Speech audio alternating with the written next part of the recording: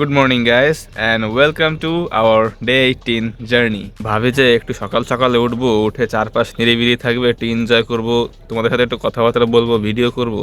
হয় না, বুঝছো, মানে উঠতে উঠতে দেরি হয়ে যায়। অলমোস্ট এখন 9টা 5 বাজতেছে। আমি আসলে বুঝলাম না, মাঝে যে পরিমাণ ঠান্ডা পড়লো ওর মধ্যেও আমি বলতে গেলে 8টা 8:30টার মধ্যে উঠে গেছি। এখন তো আস্তে আস্তে তোমার শীত কমে আসতেছে, তাও আমি এখন দেরি করে উঠতেছি, 9টার সময়, 9:30 এরকম। ঘুম ভেঙে যায় আগে, এটা সমস্যা না, বাট কম্বলের থেকে উঠতে মনে চায় না। সকালে উঠলে কেন ভালো হয় জানো? কোনো সাউন্ড থাকে না। এই দেখো পাশ দিয়ে একজন ওই যে তোমার আসছে তরকারিওয়ালা, ওই যে শব্দ হচ্ছে, মানে ভিডিওর মধ্যে একটা নয়েজ ক্রিয়েট করতেছে। এজন্য সকাল সকাল ভিডিওটা করতে পারলে তোমাদের জন্য শুনতে ভালো হয়, আমার জন্য ভালো হয় সব দিক থেকে। গাইস, তো আজকে আমাদের মেজর কোনো কাজ নাই, আমাদের বেশি টাইমটা আজকে যাবে তোমার একটু প্ল্যানিং এর দিক থেকে, যে রিলসটা আমরা যে শ্যুট করব, যে বানাবো, ওটা আসলে কোন ডাইরেকশনে বানাতে হবে। এটা আজকের সময় লাগতে পারে, কালকে পর্যন্ত যাইতে পারে, আমি আসলে শিওর না, যেহেতু এখনো পর্যন্ত আইডিয়া নাই যে কোন দিক থেকে কোন ডাইরেকশনে হবে। থার্ড যেটা, সেটা হবে ব্যাকগ্রাউন্ডে একটা গান টান চলবে, এরকম এঙ্গেজি, মানে ভিডিওর সাথে ভালো মতো যায় এরকম একটা গান চলবে, মানে উল্টাপাল্টা গান দিলে হবে না। সেখানে আমি ড্রেস চেঞ্জ করতেছি, না অঙ্গভঙ্গি দিয়ে মানুষকে সব কিছুই বোঝাচ্ছি, দেখাচ্ছি। এই হচ্ছে আমার 3 নাম্বার গেল। অ্যান্ড লাস্টে যে কটা আছে, লাস্টে আরও তোমার 5টা রিলস হবে। 5টা রিলস কেন আমি বললাম, প্রত্যেকটা টি শার্ট, আমার তো 5টা টি শার্ট লঞ্চ করছি, তো প্রত্যেকটা টি শার্টের জন্য আলাদা আলাদা করে রিলস তৈরি করা হবে। এজন্য আমরা 5টা টি শার্টের জন্য 5টা রিলস আকারে তৈরি করবো, যেন তোমরা প্রত্যেকটা টি শার্টের জন্য একটা ইন ডিটেলস ভিডিও বা রিভিউ বলো, যাই বলো, তোমরা পেয়ে যাও। আমরা যখন এই কম্বাইন রিলস করতেছি, 5টাকে একবারে এক ভিডিওতে দেখাচ্ছি, তোমরা আসলে ক্লিয়ারলি জানতে পারতেছো না, দেখতে পাচ্ছ না, মানে বুঝতে অসুবিধা হচ্ছে তোমাদের। তো ওর জন্য আলাদা আলাদা ডেডিকেটেড আমি 5টা রিলস বানায় ফেলবো সামনে। আর তোমাদেরকে আমি একটু আমার প্রিমিয়াম ড্রপের ব্যাপারে জানিয়ে রাখি, যেটা হবে হচ্ছে আমাদের এই যে লটটা, এই যে স্টকটা ক্লিয়ার হওয়ার পর থেকে ওই সময় হচ্ছে রয়্যাল জিনিসটা আসলে কি, আসল রয়্যালের চেয়ার ওই সময় ফুটে উঠবে। ঠিক আছে, তোমাদেরকে বলেছি কিনা আমি শিওর না, বলতে পারি আগের ভিডিওতে, যে আমার কিন্তু সেরকম ডিজাইন তৈরি করা আছে। ডিজাইন কিন্তু আমার নিজে তৈরি করা, কোনো অনলাইন মইলাইনে কোথাও তুমি খুঁজেও পাবা না এইসব জিনিস। ঠিক আছে, সেই ইউনিকনেস, তোমার একটা ক্রেজি ডিজাইন, তারপর তোমার প্রিমিয়ামনেস, সব কিছু এর মধ্যে তোমরা আছে। ইনশাল্লাহ সব দেখতে পাবা, যদি আল্লাহ আমাকে বাঁচায় রাখে, আর সব যদি তোমার ঠিকঠাক মতো হয়। আমার কাছে আইডিয়া আছে, অনেক ভালো ভালো আইডিয়া আছে, বাট আমার কাছে টাকা নেই। যার কাছে প্রচুর পরিমাণে টাকা আছে, মানে কোন জায়গায় উড়াবে বুঝতে পারতেছে না, তার কাছে কোনো আইডিয়া নাই। দুনিয়ার জিনিসটা আসলে এরকম, যে কামাচ্ছে সে ভরপুর কামাচ্ছে, ও ভাবতেছে যে তো চলে যাচ্ছে, তো আমার কি, আমার তো কোনো আইডিয়ার দরকার নাই, এভারেজ প্রোডাক্ট সেল করে দিয়ে ও টাকা কামায় চলে যাচ্ছে। যে কোনো কিছু নতুন থিঙ্ক করতেছে, ভাবতেছে, তার দেখবা যে পুরো ফুটো পাইও নাই তার পকেটে। তো দেখা যাক, আমি আমার সিস্টেম মতো এগোই, সময়টাই বাকি সব বলে দেবে যে কি আসলে হয় আমার সাথে, রয়্যালের সাথে। আর হ্যাঁ, মাঝে আমার কয়েকটা কাস্টমার সাথে এরকম কথা হয়েছিল এই প্রিমিয়াম ড্রপের ব্যাপারে রয়্যালের, যে ভাই আমরা ডিজাইনগুলো আসলে দেখতে চাই, যে কেমন কি বানাইছেন টানাইছেন। তো আমি আসলে দিই নাই ওদেরকে, মানে দেখাই নাই, কারণ রিস্ক আছে, বুঝো না। ডিজাইনটাকে যদি কারো কাছে এক্সপোজ করে দেয়, বেচে দেয়, তাহলে তো আরেক সমস্যা। ও তাহলে সেই জিনিসটা আগে করে ফেলবে, আমি পরে করে ফেলবো। আমার জিনিস আমি তৈরি করা সত্ত্বেও মানুষ ভাববে যে আমি কপি করছি। তো এই জন্য আমি কোথাও কোনো কিছু এক্সপোজ করি না, আর আমি তোমাদেরকেও দেখাবো না এখনো পর্যন্ত, অনেস্টলি। মানে কষ্ট পেয়ে লাভ নাই, কিছু করার নেই ভাই, কারণ এইসব জিনিস চুরি হওয়ার চান্স অনেক বেশি থাকে। আমার জিনিস আগে থেকে কেউ কপি করে বসে রয়েছে, বানিয়ে বসে রয়েছে, পরে ওইটা বানিয়ে আমি চোর হয়ে যাব, আমি কপিবাজ হয়ে যাবো, ওরকম জিনিস আমি আসলেই চাই না। আমি চাই আমি কারোটা কপি করবো না, আর কেউ যেন আমারটা কপি নাও করে, কারণ কাউকে কপি করে তোমার ভালো হওয়া যায়, কিন্তু ওর থেকে ভালো হওয়া যাবে না। ওকে গাইস, তো অনেক কথা বলে ফেলছি, তো এখন আমি একটু ছাদে একটু হাঁটাহাঁটি করি। গাইস, এখন হচ্ছে তোমার বিকাল হয়ে গেছে, আমি তোমার ছাদে আসছি। ঠিক আছে, বিকালে সবসময়টা খুব একটা আসা হয় না ছাদে, বিকাল টাইমে আমি বেশিরভাগ ঘরেই কাজ বাজ করতে থাকি বিকালে।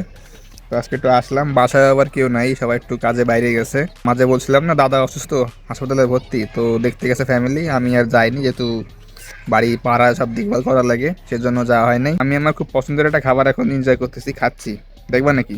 এই দেখো, দেখা যায়, লাস্ট একটাই আছে। ঠিক আছে, তোমাদেরকে একটু লোভ দেখালাম, এই দেখো, খুব মজা, শেষ হয়ে গেছে। যদি খাইতে চাও তাহলে অবশ্যই বাড়ি চলে এসো। ওকে গাইজ, আমাদের কিন্তু মাঝখানে বেশ কয়েকদিন গ্যাপ পড়ে গেছে, আমরা কিন্তু ফটো আপলোড, তারপরে তোমার রিল শুট কিছুই করতেছি না, সব কিছু শুরু করতে হবে। দেখা হচ্ছে তোমাদের সাথে সন্ধ্যার দিকে। অলরাইট গাইজ, তো এখন বাজতেছে 9:30। ফোনে চার্জ ছিল না, আমি চার্জ দিয়েই কেবল ভিডিওটা করতেছি। একটা জিনিস মাথায় কাজ করতেছে, মানে কনফিউশনটা, অনেক সময় দেখো না যে তুমি যদি একটু বেশি যখন তুমি জানো ওই সময় তোমার মাথায় আরও বেশি কনফিউশন কাজ করে। যত কম জানো তত তোমার জন্য আসলে ভালো, ওভার থিঙ্কিংটা তত কম হয়। তো আমার এখন ঠিক সেটাই ওভার থিঙ্কিং হচ্ছে যে আমি আসলে কোন স্ট্র্যাটেজিতে আমি এগোবো, কোনটা আসলে ভালো রেজাল্ট আমার দিবে। আমি এতক্ষণ এটা নিয়ে আসলে ভাবতেছিলাম, মাথা ঘামাচ্ছিলাম যে কি দেখি আসলে করলে ভালো হয়। আমি একটা মনে করো একজন একটা মানুষ, আমি সোর্সিং করতেছি প্রোডাক্টের, আমার ডিজাইন করা লাগতেছে, আমার অনলাইনে প্ল্যাটফর্ম দেখা লাগতেছে মানুষ কীরকম রিকমেন্ড রিয়াক্ট করতেছে, ঠিক আছে? মানে এতগুলো সাইট, আবার ইনভেন্টরি আছে, অনেক কিছু ভাই, একা একটা জিনিস সামলানো অনেক কঠিন। তো হ্যাঁ, একটা বিজনেসে একটা ব্র্যান্ডে একা হওয়াটা ঠিক আছে, ভালো আছে, বাট তোমার যদি এরকম কিছু থাকে আমার একটা অ্যাডভাইস তুমি রাখো। যদি তোমার এমন কেউ থাকে যে তুমি একটা বিজনেস স্টার্ট করতেছো, তোমার একটা ফ্রেন্ড আছে বা পার্টনার আছে, তো যারও একদম সেম মাইন্ডসেট বিজনেসে, যে আমার বিজনেসটা এরকম হবে, দুজনের চিন্তা যদি তোমার ম্যাচ করে, সেক্ষেত্রে তুমি যেতে পারো পার্টনারের দিকে। বাট তোমার চিন্তা যদি হয় একটা, আর তোমার ফ্রেন্ড বা তোমার পার্টনারের চিন্তা যদি আরেক রকম হয়, তাহলে আমি বলবো যে শেয়ার বিজনেস না করাটাই বেটার। একা করো, কষ্ট করো, তাও ভালো। তবে একা করার একটা ড্রব্যাক হচ্ছে যে তোমার সেখানে তোমার অনেক রকমের পেইন নিতে হবে, তোমাকে একাই সব কিছু ভাবতে হবে। তো একা হওয়ার একটা ঝামেলা আছে, একা হতে প্যারা আছে, আবার দুইজন হতে তোমার গ্যাঞ্জাম বা তোমার মন কষাকষি এটা হওয়ার ঝামেলা আছে। তো যেটাই আসলে তুমি চুজ করবা, তুমি যদি বিজনেস করে থাকো, যেটাই আসলে চুজ করবা জেনে শুনে চুজ করো, নাহলে কিন্তু পরে অনেক বড় দাম দিতে হবে তোমাকে।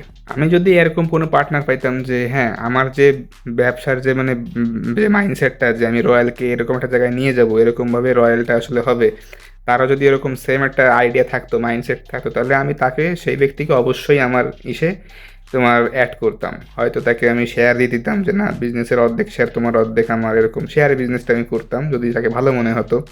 আর তা না হয় তাকে আমি হায়ার করতাম যদি সেটা আমার পক্ষে পসিবল নাই হতো। বাট আমি পাইনি, আমার সেরকমই নাই বলে কিন্তু আমি একাই করতেছি। একটা কথা আমি তোমাকে বলি, কখনোই কোনো জিনিস, বিশেষ করে অ্যাটলিস্ট বিজনেস স্টার্ট কখনোই ইমোশনালি করবা না, ঠিক আছে? ইমোশনালি করো, বাট সেটার একটা পার্সেন্টেজ আছে, 20% ইমোশনাল, 80% প্র্যাকটিক্যাল। যদি তোমার 80% ইমোশনাল হয়, 20% প্র্যাকটিক্যাল হয়, তাহলে তুমি ধরা খাবা বিজনেসে। আমার কথা তুমি লিখে রাখো, কারণ আমার তো একটা অভিজ্ঞতা হয়েছে, আমি তো কম বেশি একটা ঘাইকুতা খাইছি, আমি এই জন্য তোমাদেরকে আসলে বলতেছি আমার অভিজ্ঞতা, আমার এক্সপিরিয়েন্স থেকে। তো 20% ইমোশনাল রাখো, 80% প্র্যাকটিক্যাল, নাহলে কিন্তু বিজনেস সার্ভাইভ করবে না। কথা আমি কেন বললাম, কারণ ইদানিং এই যে বর্তমান সময়টা অন্টারপ্রেনার, উদ্যোক্তা হওয়ার একটা ট্রেন্ড শুরু হয়ে গেছে। অন্টারপ্রেনার ওয়াটা তো খুব শুনতে ক্লাসি লাগে, খুব পশ লাগে, ঠিক আছে? যে উদ্যোক্তা, ও মানে কি নাকি নিজেকে খুব মানে বড় মনে করো, পশ মনে করো। কয়দিন পরে একটু কাজ বাজ করো, কয়েকদিন দেখবা নাকি ওই ক্লাসিনেস উড়ে চলে যাবে না, ঠিক আছে? আমার কথা শুনতে তোমার হার্ড লাগতে পারে, তুমি কষ্ট পাইতে পারো, বাট এটাই রিয়ালিটি ভাই। যেমন ধরো আমি আজকে কন্টেন্ট নিয়ে যদি পড়ে থাকি, আমার প্রোডাক্টের কোনো খবর নাই, প্রোডাক্টের দিকের খবর রাখলে ওই দিকের কোনো খবর নাই। তোমরা ভিডিওতে দেখো, সব কিছু তো বোঝানো সম্ভব না। বিজনেসেরও প্রাইভেট কিছু জিনিস আছে যেগুলো আসলে বলাটাও উচিত নাই মনে করি। সবারই প্রাইভেসি আছে, আমারও অবশ্যই আছে, আমি সব কিছু তো রিভিল করা যায়ও না। কিছু কিছু জিনিস, তাই না? অনেক অনেক ডেটা আছে, অনেক কিছুই আছে যেটা তোমার বলা যায় না। তো আশা করি বুঝতে পারছো যে বিজনেসম্যান হওয়াটা খুব একটা ক্লাসি জিনিস না, ইটস আ হিউজ পেইন। যারা মনে করো যে বিজনেসম্যান অন্টারপ্রেনার হয়ে লাইফ একদম বিন্দাস, ঠিক আছে, ওই কথা একদম ভুলে যাও।